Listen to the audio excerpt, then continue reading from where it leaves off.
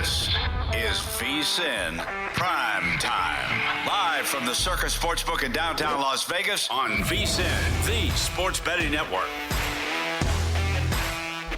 Hour number 2 of VSiN PrimeTime. Ginger Power tonight here on the program. Will Hill, Tim Murray here at the Circus Sportsbook in downtown Las Vegas. We've got the Houston Rockets trying to stave off elimination. They lead big, 36-19 over the Golden State Warriors with 3 and change to go in the first quarter. And right now your live line, Rockets minus 12.5. And before we bring on Hoops Peterson here, you and I were thinking, all right, is there a spot to get in on Houston? Maybe you see a little bit, because it is a game of runs. You're probably going to see a run here at some point. Do we hope to see at some point the Warriors cut this thing to, 6 or 7, and then we strike on Houston? I know you've kind of got a mindset of when the team makes that run, it's the time to kind of fade them. Yeah, and you said something interesting. You said stave off elimination. I always hear stave off elimination. There's nothing else you stave off in life. That's true. Elimination is the only staving you ever really hear. Look, I just worry about Golden State packing the bag. So this game is not a typical NBA game where Curry played 39 minutes. The last game, 41 minutes before that. Butler played 40 minutes. I just worry about Golden State calling off the dog. So, yeah, if they can make another run, maybe you jump it on Houston. But you don't want to be late to the party here either. All right, quick update from the ice before we get to hoops here. End of one period in the nation's capital, 2-0. The Capitals with the lead over the Montreal Canadiens. And Montreal trying to stave off elimination, and it is not off to a strong start there for the Canadiens. Minus 1050 are the Caps right now on the live line. And then the Florida Panthers have taken a 2-1 lead, and they are now a minus 238 favorite. So as I said it to you, I was like, maybe we look at the Panthers here, plus 150. They now have a 1-goal lead. All right, let's head to our progressive guest line. Still to come this hour, we'll talk Kentucky Derby with the Bear, Chris Fallica, as well as Britney Eurton from NBC Sports. But talking some baseball with Hoops Peterson, who joins us right now, courtesy of our progressive guest line. You can, of course, catch Hoops all over the network. And Hoops, we still have one baseball game to get going here this evening. So before we jump down and look ahead to tomorrow, what are we looking at with A's and Rangers here tonight? And by the way, I'll throw out there one more play from the great state of Texas. You were just mentioning it, Will. If the Warriors call off the dogs, you know what that means? A live under of 220.5 right now, because I do think that the Rockets, even if they keep this going, I do think that they're going to regress a little bit. That might be the way to play this as well, because you can find so much value with regards to these live unders with regards to the NBA as well. So that's personally something that I fired in on. That said, in terms of what we're getting in the great state of Texas tonight on the Diamond, I do like the fact that this total has now went from an 8 to an 8.5, because the Rangers have played all but 2 of their home games the under thus far this season. Luis Severino and guys like that for the Oakland A's haven't necessarily been the most amazing of pitchers, but this has just been a Rangers team that hasn't gotten the bang for their buck that they were expecting out of Jake Berger along Jock Peterson. It's been very brutal for them. Marcus Semien is off to a rough start to the season. Corey Seager's on the injured list. And for the Rangers, they've been surprisingly good with their overall pitching. And Nathan Eovaldi, I don't know what it is about him in the month of April, but he always looks like the best pitcher on the face of planet Earth. He's been giving up less than a walk per 9 innings. So now that this is ticking up to an 8.5, and in some places you can get even money on that under of 8.5, I do like that total under. Greg, you and I like to complain when there's no day baseball, and justifiably so. We should have day baseball every day. But Thursday's not going to be one of those days where we're going to have anything to complain about. A couple games, Skeens and the Pirates going against Colin Ray and the Cubs. Also, Matthew Liberatore and Hunter Green square up in another NL Central game. Anything you're looking at in either of those two games? I'm looking at the Reds on the money line now. It looks like Andrew Abbott is going to be going for the Cincinnati Reds. The Reds have just been a little bit funky with their pitching rotations in terms of the doubleheaders, so you want to be mindful of that, because it was looking like Andrew Abbott was going to be going today, but instead they decided to give the young gun his first career start, so that's been a big giant whatchamado there. But that said, in terms of Matthew Liberatore, he's got some very stark home and road splits. If you look at the entirety of his career, a 3.51 career home ERA, giving up 0.7 home runs per 9 innings when he's in St. Louis. He's been rock solid there, but .586 CRA on the road, giving up north of a home run per 9 innings when he's away from home. So that's really something that speaks to me. And additionally, the fact that you do have this doubleheader between the Reds and the St. Louis Cardinals, the Cardinals bullpen just has not been good this year. They entered in this doubleheader with a .480 ERA in their bullpen. That's bottom 6 in the big leagues. And for the Reds, it's not necessarily an amazing bullpen, but you've got some solid guys. Like, you're able to get a few innings out of Tony Santillan, who at one point in his career was able to be stretched out a little bit more. Graham Ashcraft, just last season, was a starter. He's able to give you a few innings. I always have my trepidations with Emilio Pagan, but past that, it's been pretty solid for the Cincinnati Reds. So being able to get Andrew Abbott in all likelihood out there, I'd be willing to take a shot on the Reds right around -120, -125 on that money line. Once again, Hoops Peterson joining us here, courtesy of our progressive guest line, getting us ready for the final game on the baseball card, which is just about to get underway, and then, of course, tomorrow's slate as well. Well, we saw a bit of a rarity as the Colorado Rockies did find a victory today. They win. They now improve to a strong 5-25 on the year. They head to the Bay tomorrow to take on the San Francisco Giants. Justin Verlander will be on the hill for the Giants. How have you been going about attacking the Colorado Rockies this year? Because if you're looking at the Giants right now, just straight from a money line standpoint, you're looking at north of 230 on that money line. Yeah, but you're able to get that run line at a -105, and typically you don't want to lay a bunch of run lines with these home teams, but the Rockies are just that bad at this point. They are right now averaging less than 2.15 runs per game away from home, hitting below the Mendoza line of 200. Hunter Goodman actually has 5 home runs on the road this season. The rest of the team has fewer than 5 home runs as a collective on the road this far this season. The Coors Field home and road splits are very real for this team, and with Justin Verlander going, if you look at the fielding independent numbers, he's actually pitched a little bit better than what his numbers would indicate, and last 2 starts he's been a little bit better. And for the Giants, even though they do play in a very much hitter or pitcher-friendly ballpark, this has been a team that's still been able to put together a bunch of runs because they've got guys like Jung-Ho Lee, Matt Chapman, that they might not be necessarily slugging the ball at the yard, but they're doing a good job getting on base, giving you north of 350 on base there. So I'm going to be taking a look at the run line, being able to get a very nice manageable number there against a guy in Kyle Freeland that has given up now 5+ runs in 3 out of his last 4 starts. Greg, Tigers off to a good start here in the American League Central. They win again today. They play on Thursday in Anaheim against the Angels, who have cooled off after a pretty good start. Casey Mize going against Kikuchi. What are you looking for in that matchup?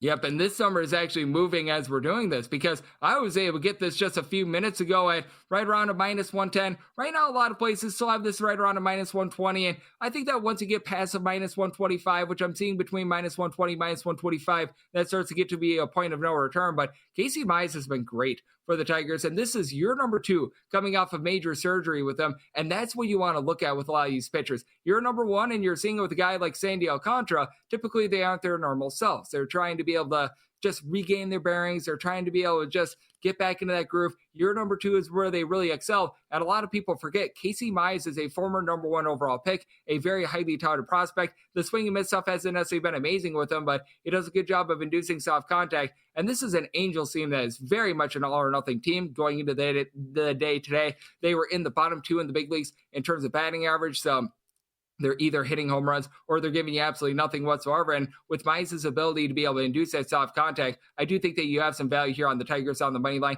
especially with Kikuchi now giving up north of 5 walks per 9 innings. And when you get those high amounts of walks, that means they have to dive into the bullpen with the Angels' worst bullpen ERA in the American League. Greg Peterson joining us here, courtesy of our progressive guest line. Follow him on Twitter at @GUnit_81. He does the baseball betting show, the Coast to Coast Hoops program, which you can find wherever you get your podcasts, and also check him out on the weekends here on VSiN. All right, Greg, before we let you run, we've run through a handful of plays for tomorrow. Anything else tickling your fancy heading into Thursday's baseball card? How about if we take a look at an over in terms of Nationals versus the Philadelphia Phillies? Taijuan Walker is not quite the fade that he was last season. As a matter of fact, I'm going to be taking the Phillies on the run line, being able to get plus money there. But Brad Lord has had to go from being a reliever for the Washington Nationals into the starter's role. And you might want to take a look at something if you find the 9.5 to be a little bit too high live with this Washington Nationals team, because their bullpen ERA, and Tim, I'm sure that you know all about this, going into the night, 7.47. They have 2 guys currently in the bullpen that have an ERA below a 5.8. I mean, it is ridiculous. Every single one of these guys is currently a gas can. And for the Philadelphia Phillies, it's not like they're doing a great job in their bullpen as well. Orion Kirkring has went straight down the toilet bowl. I really have no faith in Jose Ruiz, Tanner Banks, guys like this. And as we know, Kyle Schwarber is still able to slug the ball. For the Philadelphia Phillies, they're a little bit down in their home run total because the weather out there in the northeast part of the country has been a little bit inconsistent here the first month of the season. So being able to get a 9.5, it sounds like a high total, but I'm going to take a shot on the over. And again, if you don't want to dive in on that 9.5 over, if you get like a scoreless first, scoreless second inning, you're going to have great value live on that as well. He's Greg Peterson. You can follow him at GUnit_81. He's putting up his handicap each and every day of the baseball card. And before we knew it, Hoops, we'll be diving into another basketball season. Those previews will be flying out there. Always appreciate it, sir. Enjoy the rest of the night. Yes, sir. Inject a random Wright State game into my veins right about now, my friend. Thank you.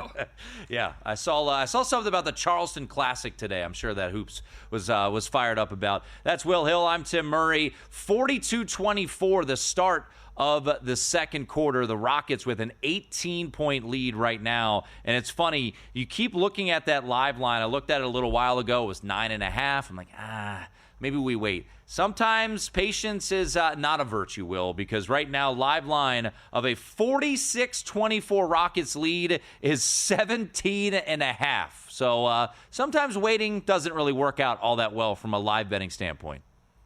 Game 6, it sounds like. Yeah, I think it's fair to say we will be getting that live number right now, minus 1450 on the money line. Rockets putting it on the Golden State Warriors in Game 6. The Kentucky Derby comes up on Saturday, and I know our friend and your colleague, Mr. Will Hill, Chris Fallica, can't wait to break it down and bet all day on it. He'll join us next. It is VSiN Primetime.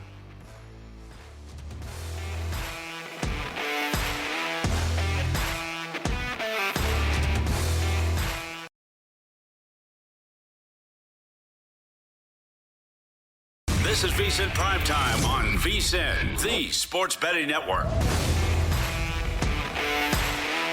It is VSiN Primetime here on this Wednesday evening. You've got Ginger Power here on Primetime. Will Hill, Tim Murray with you as we are watching, and we are witnessing a game that you and I think is reminiscent to something we saw just a couple of years ago in Memphis as the Houston Rockets are putting it on the Golden State Warriors. Game 5, I beg your pardon, down in Houston. All Houston right now, Will, and you had a stat that is worth repeating. How many points do Steph Curry and Jimmy Butler have combined?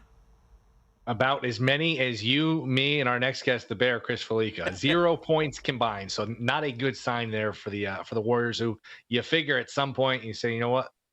Lick the stamp, mail it in, and get ready for Game 6. Could have got minus 9.5, but nah, I wanted to wait, Will. I wanted to wait, and now the live line's minus 20.5 as it is 49-24. All right, I know our next guest, as you alluded to, a gentleman you know quite well. You are part of the fine Bears Bet podcast out there, wherever you get your podcasts. It is Chris Fallica who joins us right now, courtesy of our progressive guest line.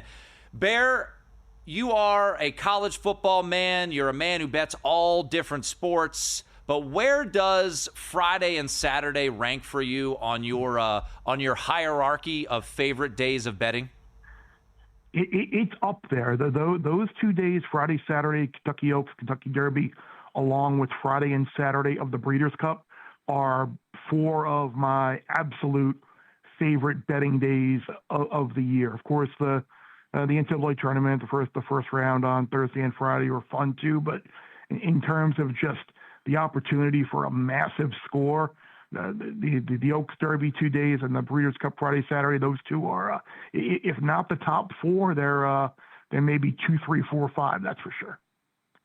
Bear, I asked this because we both live in Connecticut. I remember last year it was either Derby or one of the other big races. I went by the sports book on the Saturday, like I do frequently, and there was a line out the door. A lot of recreational bettors, obviously.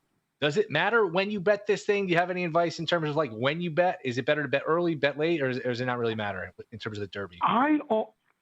There really doesn't. It doesn't matter because it's a pari-mutuel pool. Unless you're getting fixed odds, then it matters when you bet. But it's a pari-mutuel pool, and the odds are going to change based on how many people bet and who they bet and how much. I always like to bet later, simply because I like getting a sense as to what horses might be a bit of an underlay, meaning horses that are getting bet, they're down from their morning line. Maybe they're a 10, 12 to 1 on the morning line, and now they're only 7 or 8 to 1. And I like betting a lot of overlays, horses that might be 10 or 12 to 1 on the morning line, and maybe they're 14, 15 to 1 now, and they haven't gotten as much play. So I like looking into that and seeing where the money is going and being a little bit of contrarian and looking for a better price compared to what was on the line. The Bear joining us here, Chris Fallica, of course, his podcast, Will Hill, a part of it, the Bear Bets podcast. Get it wherever you get your podcasts. I was listening to it earlier today. He's got a Kentucky Derby breakdown with Mike Joyce, as well as some NBA playoff thoughts. Did you hear that? Oh, that's Bob Baffert's music. Here he comes, Bear. He's back, baby. He's got 2 horses, Citizen Bull and Rodriguez. Do you like either one of Baffert's horses on Saturday? I like them both. I like Citizen Bull as a horse to potentially finish last. Oh, okay. Yeah, he had an insanely fast workout the other day over the track, like too fast.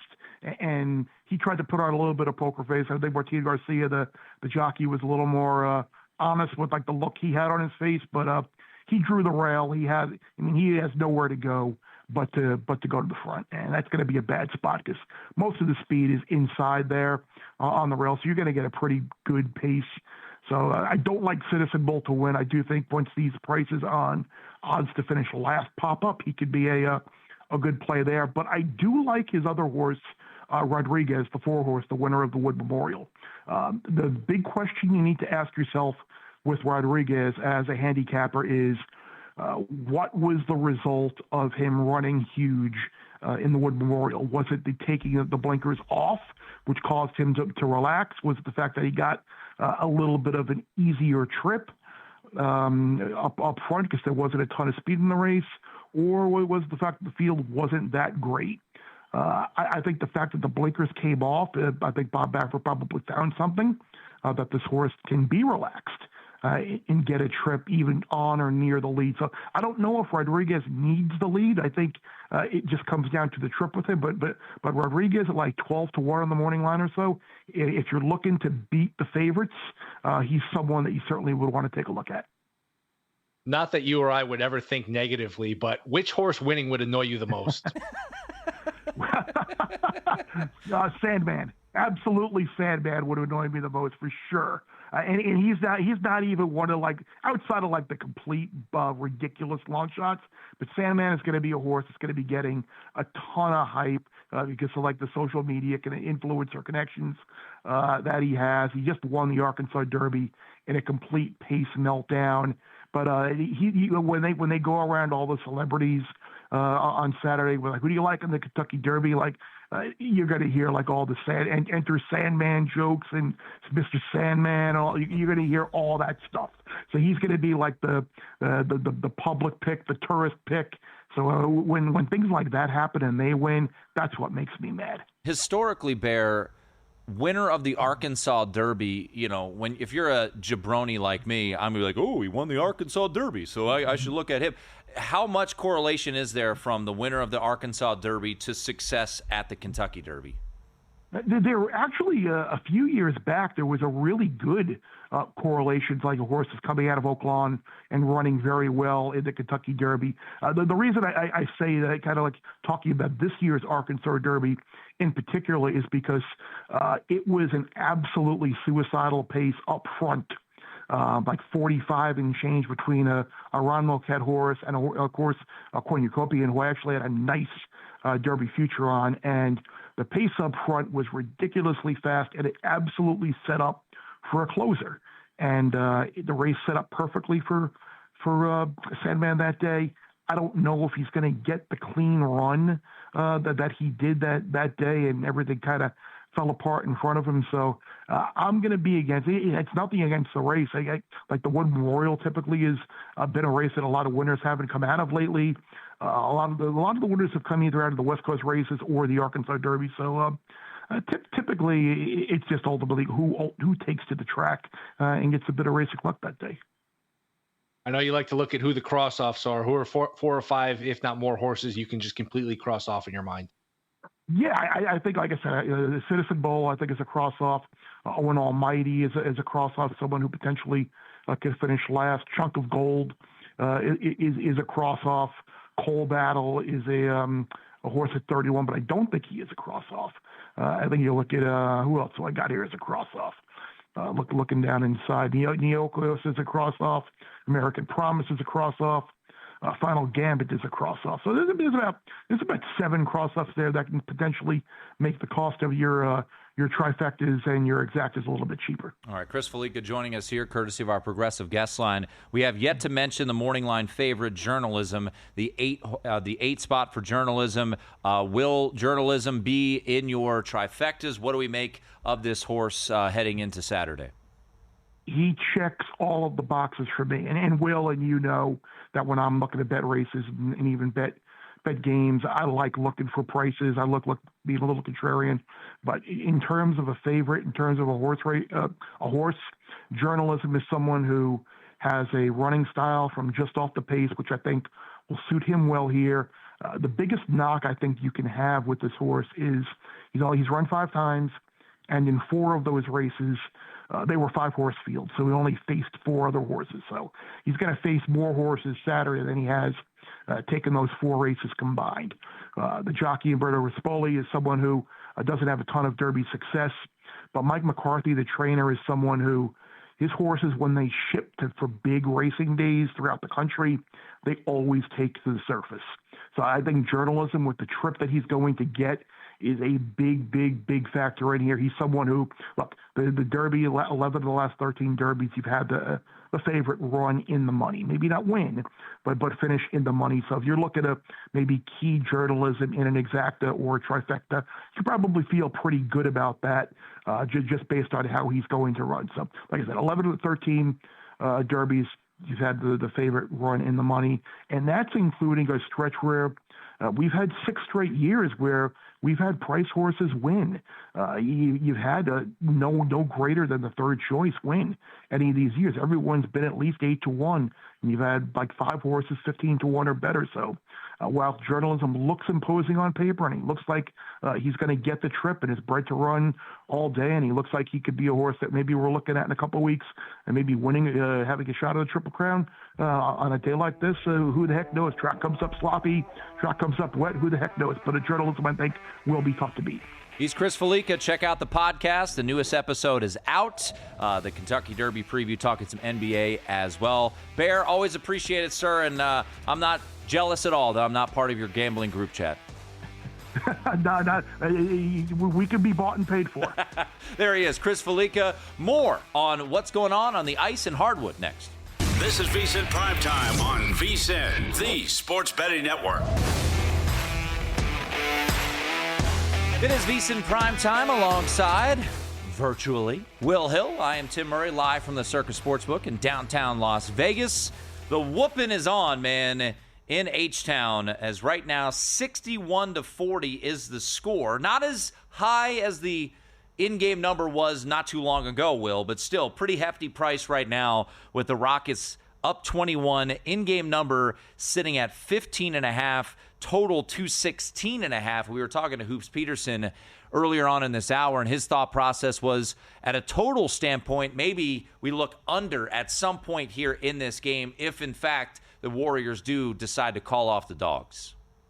Yeah, and those can go either way. I generally defer to his side with going to the under, but sometimes you see this in blowouts, college, NBA, where if it becomes so lopsided, it just becomes open gym and defense is lax, and you get the scrubs in that never get to play, and they just want to pad their stats and jack up shots, and so it can go either way. But I would generally look towards the game dying and slowing down, and the Rockets saying, you know what, you guys called off the Dogs, we'll slow it down, and we'll get ready for a game 6 here. But it's not that simple. I've been on both sides of that. It can certainly go either way, but I would look towards that. I'd be curious. Are we at halftime yet? Because I just switched on to the baseball. Not yet. I'd be curious. Rockets second half, because man, and maybe even some player props under. I'm curious. I can look now, or maybe one of us can look. If they leave player props up for Curry and Butler and Draymond, would you go under? Could you in-game parlay the unders because they're correlated? Figuring, you know what, as long as you're getting a fair price, they're all going to come out early in the second half, and maybe you can cash that way. Maybe that's a way to attack it. These player props in-game under. I'm sure the books are smart, that they're going to be careful about leaving these lines up. They know that there's a possibility that Warriors pull the plug. So that's something I'll keep an eye on. Well, we got the number right here. Steph Curry has 8 points right now, Will. Over under 21.5. Which book is that? That's DraftKings. I know like a shop under. that you can bet. I like that under. Me too. I'm not seeing a number for Butler. Butler right now, it looks like Butler's off the board right now. He only has 3 points. Over under live. Last time it was up was 14.5, but that's off the board. Draymond has 5. How about this? Draymond has 5 points. Over under 7.5. That would be quite the sweat there for a Draymond prop. I do think, as I watch right now, I think the reason we don't have Jimmy Butler up as we are coming back from break, I believe they were checking maybe a goaltend situation there regarding Jimmy Butler on a drive to the bucket. But yeah, man, under 21.5 for Steph Curry. He's got 8 points. Are you going to see Steph going out there? I mean, look, it's Steph. At some point, he could just get nuclear hot, but you're starting to see that market shade a little bit more towards the under. It was just minus 110, and now it's minus 115. I would certainly look Steph Curry under. I like that angle from an in-game player prop standpoint. So I'm looking at Curry under 21.5 points, Curry under 7.5 assists, Butler under 4.5 assists, Butler under 5.5 rebounds. You're not getting a fair buck on the parlay at 11-1, but there is massive correlation there where you come back early in the third quarter, you try to hit some threes and get back into the game. And if 5 minutes into the third quarter, you're still down 20-25, Kerr says, you know what, we'll see you in a couple days. We'll see you in Golden State here.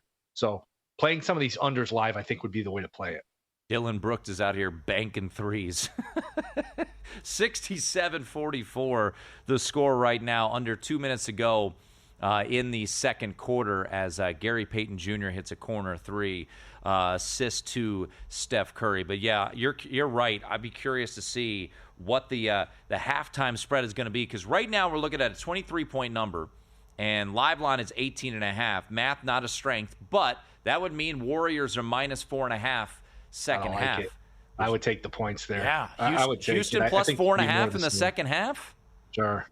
It's going to be, it could very well be decorated garbage time. And you figure Houston, they're the team that's trailing, so they're going to keep the foot on the gas a little bit more. They're home, so they're going to keep it going. To them, this is a party. You know what?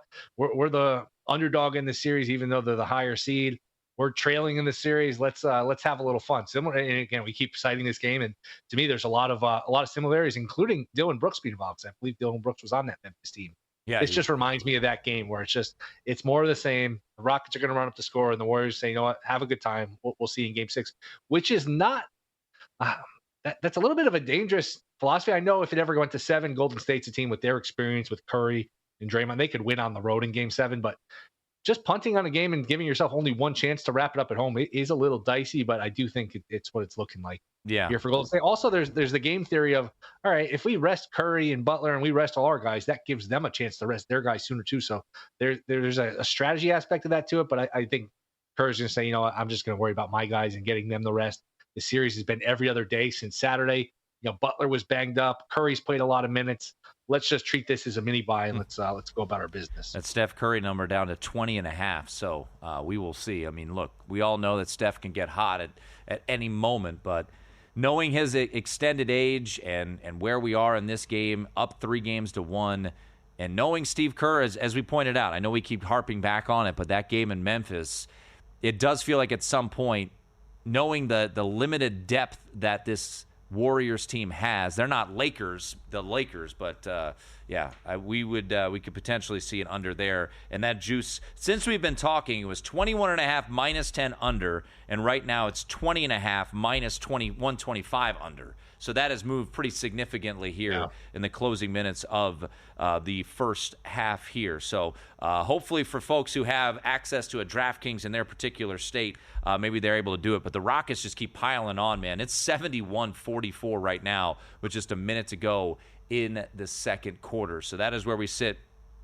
in that one. Lakers and T-Wolves still to come tonight. Looking at the current market and where we sit for that one, Will, and we've discussed it a bit. We're going to talk a little more Kentucky Derby coming up here with Britney Eurton, who's going to be live from Kentucky coming up on the other side of this break. Lakers out to a 6-point favorite. If you do like the Lakers tonight, 5.5. Obviously, you could wait from an in-game standpoint. Total sitting at 210 here. Both you and I think the Lakers do take care of business, but from a standpoint of laying the number, are you going to lay it? Are you going to look to go in-game here? What's your thought process on the Lakers here?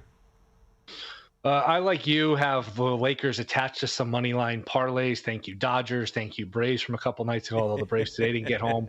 If I had to take it or lay it, I would lay it. But I did go more money line route. I just think that Minnesota, I wish there was a prop on free throws attempted, because I would look towards the over, maybe some all overs on the Lakers. I think they're going to get the friendly end of the whistle, being at home, being down 3-1.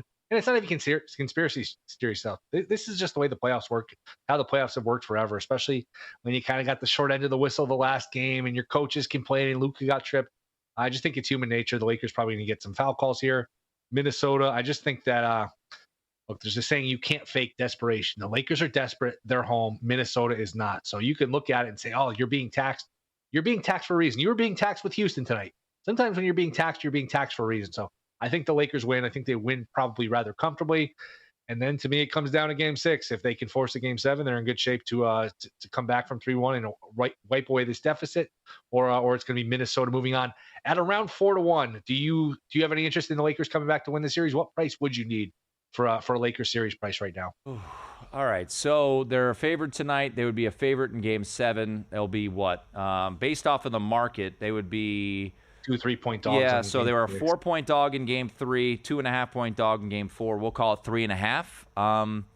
I would say like 5-1 would probably be an interesting price for me. By the way, Steph did just hit a 3, so maybe this could be your spot to get in from an in-game standpoint on his under. But the first half coming to a close here in Houston, 74-48. The Rockets currently a 20.5-point favorite. And I think you and I are thinking similarly. What are we going to get for a second half price here for Rockets and Warriors? Because that could be an interesting one. If we're getting a plus price, it seems like based off of the live market right now, Will, it feels pretty good that we're going to get plus a couple of points here on the Rockets here in the second half. And do we see the Warriors? Do we see an effort right out of the chute from the Warriors, or is this just a concession at the break?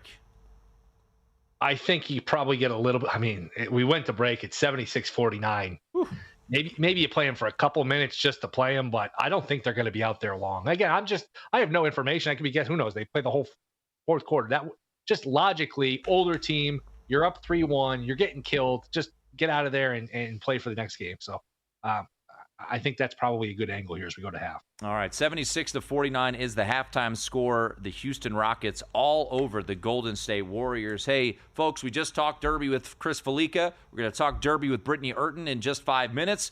Just a reminder, whether you're placing your first bet or you've been playing the ponies for years, VSiN's Kentucky Derby Betting Guide has everything you need to get ahead on Derby Day. Inside the guide, you'll find a clear breakdown of how to bet on horse racing, great for beginners, detailed previews of both the Kentucky Derby and Kentucky Oaks. This guide is yours with a VSiN Pro subscription. Start today for $9.99 and get your first 30 days of VSiN Pro. VSiN.com/subscribe. Second half line, we'll get you that on the other side.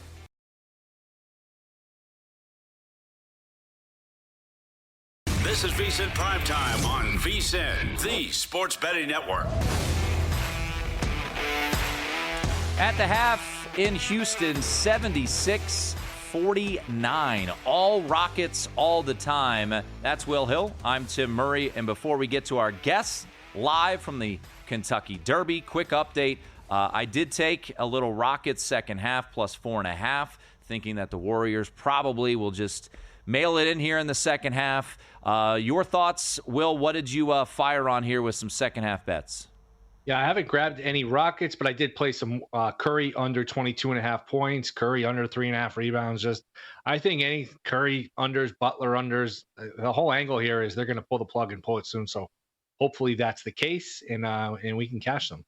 All right, let's head back to our progressive guest line and continue our preview of the Kentucky Derby. Kentucky Oaks coverage also on Friday, and she will be a part of the coverage on Friday and Saturday on Peacock, on USA, and, of course, 5 hours on race day on NBC. It's Britney Eurton who joins us courtesy of our progressive guest line.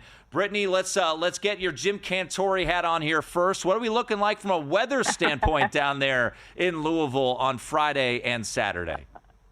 Oh, gosh. Hey, guys. Thanks for having me. Honestly, I want to delete the weather app off of my phone because it continues to change, and I think it's just making me depressed. But I did bring the rain boots. I did bring the rain jacket, so maybe that means because I brought it and shoved it in my suitcase that I won't need it.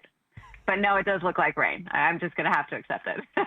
So is there any horse in particular, I always make the joke as a horse novice, I just think about Kramer and tell about his mutter was a mutter. So is there any horse in particular when you look at this field of 20 for Saturday that if it is rainy and if it is a little bit muddy, which I'm hoping for your case it's not, but if there is some rain, if it's sloppy, is there any horses that intrigue you a little bit more?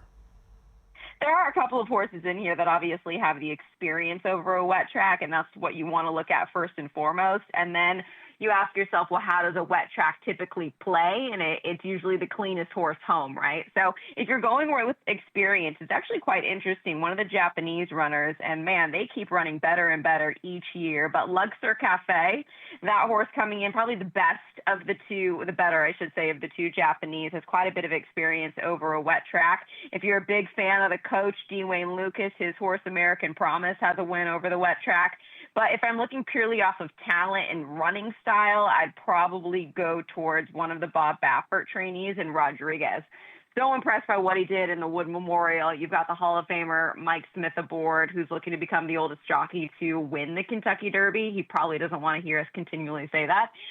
But this horse is going to be forwardly placed, and I think he's got immense talent. So if it is an off track and he gets out of the gate cleanly, I think he'll be coming home cleanly as well. Anyone, Brittany, that you could just completely cross off and is not worth, throwing in your wagers, and you just give basically no chance to win, place, or show? If it's an off track or just in general? Just Any in sort general. of track, I'm crossing them out.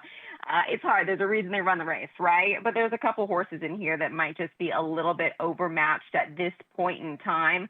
And then you kind of read into trainers' comments as well. Intent is very important. So Render Judgment, it's a great story there, owned in part by the late Toby Keith, trained by last year's Kentucky Derby winner, Kenny McPeak.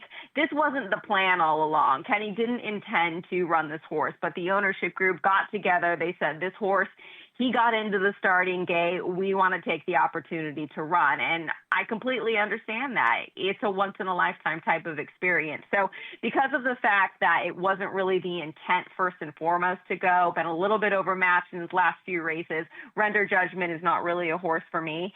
And then the big question mark of the horses that have never run on the dirt before. Flying Mohawk is interesting. That horse owned in part by Jason Worth, World Series champion. And then Flying Gambit has been getting Final Gambit, I should say, has been getting a lot of attention, but has no experience over the dirt either. Just for me, those would probably be the three I'm not really looking at. But I hate just totally throwing a horse out. It feels rude. Come on, man. She's got all day to talk about these horses. She's not trying positive here. Britney Eurton joining us. Yeah. Britney Eurton joining us courtesy of our progressive guest line. She's down there in Kentucky getting ready for the Kentucky Derby. She'll also be on the Oaks coverage on Friday. Check it out, Peacock, USA, and, of course, the 5 hours on NBC. Let's go to 17 and 18, Sandman and Sovereignty. What do you think of these two horses? And I talked to Chris Fallica earlier this hour, Brittany, about Sandman. Won the Arkansas Derby, so you obviously know there will be a lot of juice for the 17 horse as well. So never won from the 17. No horse ever has. I'm interested what Chris had to say about this runner, but he has immense talent. But what worries me about Sandman is his ability to handle the crowd and everything that comes with the Kentucky Derby, right? He's a bit of a quirky sort, and I don't know if he's quite as mentally mature as some of the other horses that they're facing off against. And if you've seen the Derby, whether they're on TV, it is a spectacle. You have thousands of people walking with these horses, more people, more horses than they've experienced before at this young age. So for me, that's my biggest question mark about Sandman. Oh, I like Sovereignty. I like Sovereignty a lot, I got to say. I was at Gulfstream Park prior to the Florida Derby, which he did not win, but saw him up close and personal, and this horse is massive. He gobbles up ground with each and every stride. If this pace completely falls apart, I think it falls right into his hands. What did you ultimately land on? What bets do you have, Brittany, if any? Oh, it's too early. It's Wednesday. How dare you ask me that? For me, I really like Sovereignty right now. I was looking at Grande as a long shot, but I picked a horse last year in just his fourth start to win. His name was Just a Touch, and he ended up last. So, I'm not sure if that's the direction I want to go again, but Grande looks like the horse that's just improving at the right time each and every race. 20-1 on the morning line. Sovereignty is 5-1 right now. You have to include Journalism. He's the best horse in the race. So if you're playing like a try or a super, which is a super popular bet at the Kentucky Derby, you must include the favorite. And I believe as of now, that price is floated up a touch, probably because the likes of Sandman is floating down. Who knows, that Netflix documentary is making the price on Rendered Judgment drop in half. So you might get some new fans to the sport that are betting based off of name, et cetera. So you might get a better price on a horse that you initially really liked. Brittany, I was listening to a podcast that Will's a part of, which Chris Fallica hosts, and he was kind of breaking down with his guests the differences in training regimen from the Japanese horses versus American horses. So you mentioned Luxor Cafe is a Japanese horse. What have you gathered from their training regimen, and how different is it from the Japanese horses versus the American horses?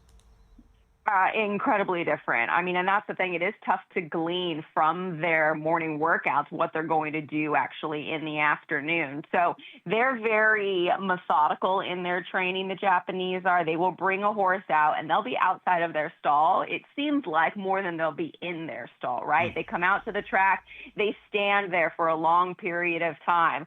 They'll gallop around the track multiple times. It's tough to know when they actually have a workout, what they're trying to get out of the workout, just because, again, their form of training is very different. It's slower, and that's how you don't really know what these horses are going to do in the race from a pace standpoint. Joe Moreira, the jockey for Luxor Cafe, even said himself, it's tough to know where he's going to be placed within this race because he's never faced this kind of speed before. Now, on the total opposite side of the spectrum, you've got horses that are blowing out, or where you would do like a 3 furlong, 3/8 of a mile drill in a very quick time to keep them sharp. Citizen Bull had a workout the other day on Monday. He looked phenomenal, but he went really, really fast. So you wonder, well, what's that going to take out of him for a race on Saturday? So the difference in training styles is it's incredible to watch, just from somebody that loves horse racing, and my dad's a trainer, so everybody has their own way of going about it. But what you can't deny is whatever the Japanese are doing is working, because they have been so dominant around the world. It's just a matter of time before they win America's biggest race. All right, before we let you run, Britney Eurton joining us. She'll be on the coverage Friday and Saturday. We got about 30 seconds. Quick thought on the Oaks on Friday. Looks like Good Cheer in the 11 is the horse to beat there. Yes, she absolutely is. I mean, she's been perfect, right? Give me some rain, give me quiet side to the outside to make some noise. All right, there we go. The 14 with some rain. Hey, Brittany, always appreciate it. For your sake, I'm hoping you don't have to put those boots and that raincoat on, but it sounds likely. It definitely sounds likely, but it's okay. It's a part of it. It's a part of the fun and the spectacle that is Derby Day. Thank you, guys. There she is, Britney Eurton, courtesy of our Brittany. progressive guest line. She'll be on the coverage of the Oaks as well as the Derby Friday, Saturday. They'll have coverage all day long. That's Will Hill. I'm Tim Murray. We'll get you all updated on what's going on the ice as well as the hardwood. Halftime in Houston, and it is all Rockets, 76-49. It is VSiN Primetime. Come on back. We're live from the Circus Sportsbook.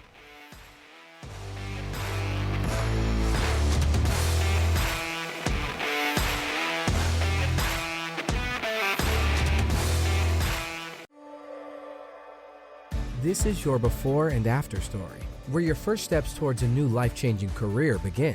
Southeastern College can take you there. We offer in-demand hybrid and online programs with hands-on training, led by in-field career professionals, and career services to put you on the path to a rewarding and fulfilling future. This is where your transformation begins. Southeastern College, your future is bright. Visit sec.edu to get started.